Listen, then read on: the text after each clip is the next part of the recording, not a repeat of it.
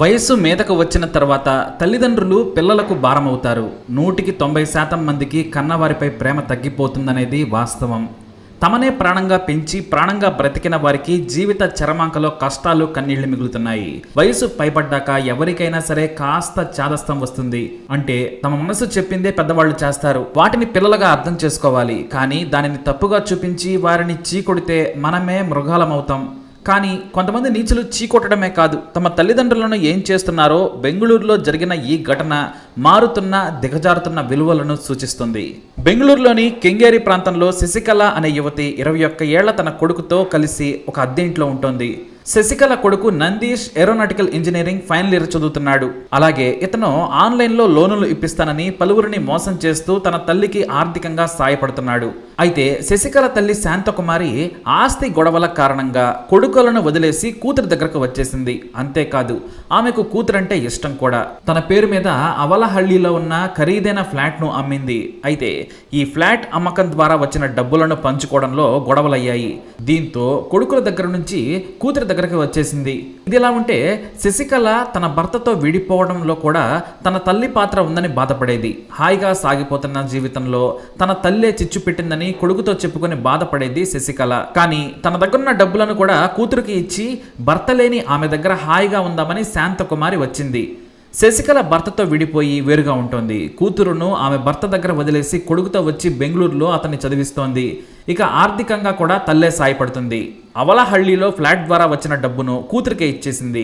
దీంతో శాంతకుమారిని కొడుకులు సహా ఎవరు కూడా దగ్గరకు రానివ్వడం లేదు. ఇక తన తల్లితో అవసరం లేదనుకుందో ఏమో కానీ డబ్బు చేతికి వచ్చిన తర్వాత ముందున్న గౌరవం తగ్గిపోయింది.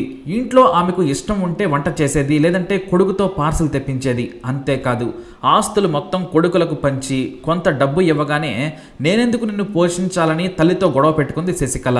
ఇక ఇటు ఆమె మనవుడు నందీష్ సైతం నానమ్మను గౌరవంగా చూసేవాడు కాదు. మరోవైపు నా భర్త కూతురు దూరం కావడానికి కారణం నువ్వేనని తల్లి శాంతకుమారిని తిట్టేది. నువ్వు గొడవలను ఆపకుండా వాటిని పెద్ద చేసావని, నా భర్త హాయిగా వేరే మహిళతో తిరుగుతున్నాడు, నా కూతురు నాకు దూరమైంది, నా జీవితమే నాశనమైంది అని ప్రతిరోజు దెప్పి పొడిచేది శశికళ. ఇద్దరి మధ్య గొడవలు కామన్గా మారిపోయాయి. అయితే ఆగస్టు 16, 2016 సాయంత్రం వంట చేయలేదు. కాలేజీ నుంచి వచ్చిన తర్వాత ఆమె కొడుకు నందీష్ బయటికెళ్ళి హోటల్ నుంచి పార్సల్ తీసుకుని వచ్చాడు. కానీ తనకు హోటల్ ఫుడ్ పడడం లేదని శాంతకుమారి కూతురిపై కోప్పడింది. నాకు 70 ఏళ్ళు వచ్చాయి, హోటల్ తిండి సహించడం లేదు, తిన్నా అరగడం లేదు, కాస్త అన్నం వండితే పచ్చడేసుకునైనా తింటానని చెప్పింది. 150 రూపాయలు పెట్టి మంచి భోజనం తెచ్చాము, తింటే తిను లేకుంటే లేదని శశికళ తల్లిని కోప్పడింది. దీంతో పౌరుషం కొద్దీ ఆ రాత్రి ఏమీ తినకుండానే పడుకుంది శాంతకుమారి. ఇక మరుసటి రోజు ఉదయం ఇదే విషయంపై గొడవ కూడా జరిగింది. నందీష్ కాలేజీకి వెళ్లేందుకు రెడీ అవుతున్న సమయంలో తల్లి కూతుళ్ళు ఒకరిపై ఒకరు అరుచుకుంటూ ఉన్నారు.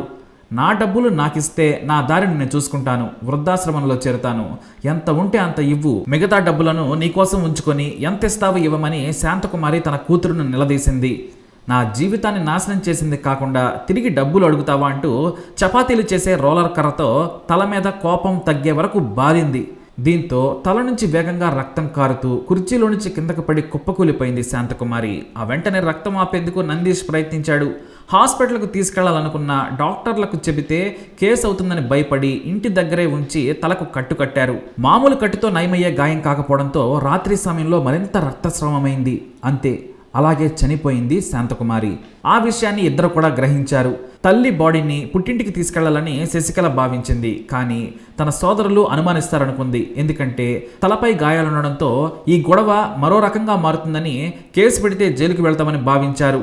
దీంతో శవాన్ని మాయం చేసేందుకు సాయం చేయాలని తన ఫ్రెండ్ సంజయ్కు కాల్ చేశాడు నందీష్. ఒక క్యాబ్ తీసుకురావాలని కోరాడు. కానీ సంజయ్ భయపడి రాలేదు. నేను క్యాబ్ పిలుచుకురావడం ఎందుకు, నువ్వే పిలుచుకోవచ్చు కదా, నేను ఈ క్రైమ్లో ఇన్వాల్వ్ కానని సంజయ్ చెప్పాడు. దీంతో చేసేది లేక బయటకు వెళ్లి తమకు దగ్గరలో ఉన్న షాపులో నీళ్లు నిల్వ చేసేందుకు అంటూ ఒక చిన్న డ్రమ్మును కొనుక్కొచ్చుకున్నాడు. పెద్ద డ్రమ్ము తీసుకొస్తే తమ ఓనర్ అనుమానిస్తాడని నందీష్ చిన్నది కొనుక్కొని వచ్చాడు. కానీ అందులో శవం పట్టలేదు. భారీగా ఉన్న శాంతకుమారిని ముక్కలు చేసినా అందులో పట్టదని భావించేశారు. దీంతో 2 రోజుల పాటు కబ్బోర్డ్లోనే శాంతకుమారి బాడీని ఉంచారు. మూడో రోజు నుంచి వాసన రావడం మొదలైంది. దీంతో మొదటికే మోసం వస్తుందనుకొని తన ఫ్రెండ్ సంజయ్కి మరోసారి ఫోన్ చేసి బ్రతిమలాడాడు. ఇంట్లోనే శవాన్ని పుడిచిపెడతాను, బయట నుంచి చిన్న గుణపం తీసుకురావాలని కోరాడు. ఇక సంజయ్ చేసేదేమీ లేక గుణపాన్ని రాత్రి సమయంలో ఎవరో చూడకుండా తీసుకుని వచ్చాడు. ఇద్దరూ కలిసి కబ్బోర్డ్ కింద కొంత లోతు తవ్వారు. అందులో శవాన్ని వేశారు. బాడీని పూర్తిగా పూడ్చేంతగా గొయ్యి తవ్వలేకపోయారు. గట్టిగా తవ్వితే శబ్దానికి పై అంతస్తులో ఉన్న ఓనర్ వస్తాడని భయపడ్డారు. మరోవైపు సంజయ్ భయపడి మధ్యలోనే ఇంటికి వెళ్లిపోయాడు. ఆ తర్వాత మరునాడు తన బైక్ పై రహస్యంగా 2 సిమెంట్ బ్యాగులను కొనుక్కొని వచ్చాడు నందీష్. తల్లితో కలిసి బాడీపై సిమెంట్ను వేసి వాటర్ పోసి వాసన రాకుండా చేశాడు. మొత్తానికి సీల్ వేసేశారు. ఇక నీట్గా ఉండేందుకు ఎరుపు రంగును తీసుకొచ్చి కబ్బోర్డ్ కింద ఉన్న సిమెంట్కు వేసి శుభ్రం చేశారు. ఒక చిన్న సైజు సమాధి మాదిరిగా చేశారు. ఆ తర్వాత 4 నెలల పాటు అదే ఇంట్లో గడిపారు నందీష్, శశికళ. అయితే శవం ఉన్న ఇంట్లో ఉండలేక ఇంటిని ఖాళీ చేయాలనుకున్నారు. కానీ ఖాళీ చేస్తామని చెప్పిన వెంటనే ఇంటిని చూసుకునేందుకు ఓనర్ వస్తాడని భయపడ్డారు. లేదంటే టూలెట్ బోర్డును ఉంచి కొత్త వారికి ఇంటిని చూపిస్తారు. ఆ సమయంలో కబోర్డ్ దగ్గర ఉన్న సమాధి బయటపడుతుంది. దీంతో ఇందుకు నందీష్, శశికళలు మరో ప్లాన్ వేశారు. తాము తీర్థయాత్రలకు వెళ్తున్నాం, 2 నెలల తర్వాత వస్తాము, అందుకోసం ఈ 2 నెలల డబ్బును మీ దగ్గరే ఉంచమని ఇంటి ఓనర్కి ఇచ్చారు. ఆ తర్వాత మరుసటి రోజు ఉదయమే 5 గంటలకు కెంగేరి నుంచే కాదు, అసలు కర్ణాటక నుంచే వదిలి వెళ్ళిపోయారు. ఇక తన అద్దె తనకు వచ్చిందని ఇంటి యజమాని శశికళ, నందీష్లకు ఫోన్ కూడా చేయలేదు. సరిగ్గా మే నాటికి వాళ్ళిచ్చిన అడ్వాన్స్ పూర్తయిపోయింది. మరో నెల అడ్వాన్స్ ముందిస్తేనే ఒప్పుకుంటానని శశికళకు కాల్ చేశాడు ఆ ఇంటి యజమాని. కానీ వారి ఫోన్ కనెక్ట్ కాలేదు. దాదాపు వారం రోజులు వెయిట్ చేశాడు.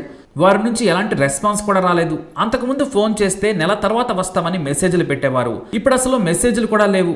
నందీష్ కాలేజీలో ఆ ఇంటి యజమాని సంప్రదిస్తే ఎగ్జామ్స్ రాసి వెళ్లిపోయాడని చెప్పారు. దీంతో ఇంటిని అలా వదిలేస్తే పాడైపోతుందని ఇంటి యజమాని శుభ్రం చేయించి వేరే వాళ్ళకైనా అద్దెకు ఇవ్వాలి అనుకున్నాడు.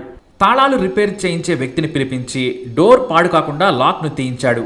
ఇంట్లోకి వెళ్ళిన తర్వాత భయంకరమైన దుర్వాసన వస్తోంది. ఒకవేళ ఇంట్లో తినే వస్తువులు పాడైపోయి ఉంటాయేమోనని అనుకున్నాడు. చిన్నగా అటు నుంచి బెడ్రూమ్లోకి చూడగా మొత్తం దారుణంగా ఉంది.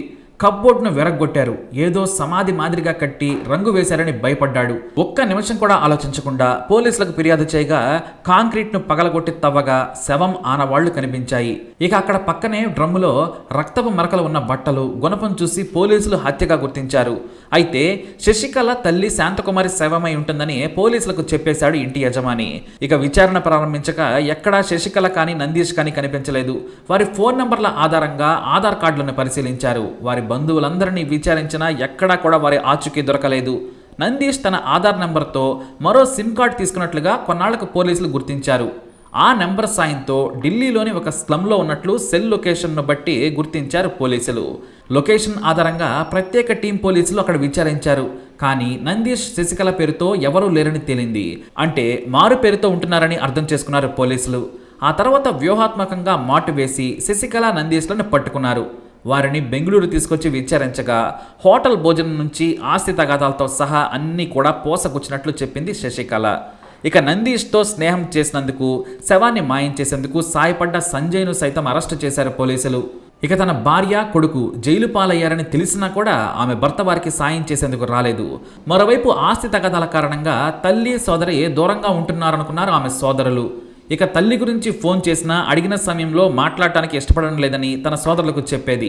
వాళ్ళు సైతం కన్న తల్లిని చూసేందుకు ఏ రోజు కూడా రావడానికి ప్రయత్నించలేదు. డబ్బు తీసుకున్నాక అవసరం తీరిందని దారుణానికి కొట్టి చంపింది శశికళ. ఇక నందీష్ కూడా కొంతమందికి ఆన్లైన్లో లోన్లు ఇప్పిస్తానని డబ్బులు వసూలు చేసి పారిపోయాడని 3 స్టేషన్లలో కేసులు నమోదు కావడం విశేషం.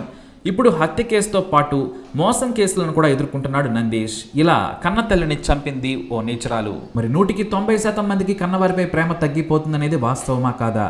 తమనే ప్రాణంగా పెంచి ప్రాణంగా బ్రతికిన వారికి జీవిత చరమాంకలో కష్టాలు, కన్నీళ్లు మిగులుతున్నాయి.